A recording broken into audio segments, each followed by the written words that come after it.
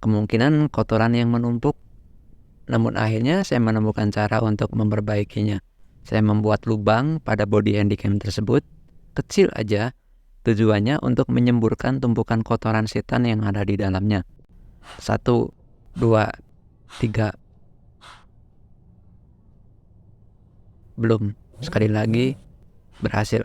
Ini adalah camcorder Sony CX405 yang mengalami masalah pada penangkapan layar LCD dari lensa kamera. Tampak di layar blank hitam gelap. Kadang muncul tulisan "The lens cover may be closed", padahal penutup lensa sudah dibuka.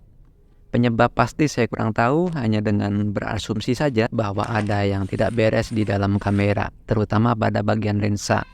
Dan akhirnya camcorder bisa kembali normal, tidak ada masalah dengan hasil videonya. Semoga tutorial video bejo ini bisa bermanfaat untuk teman-teman yang juga mengalami hal yang sama.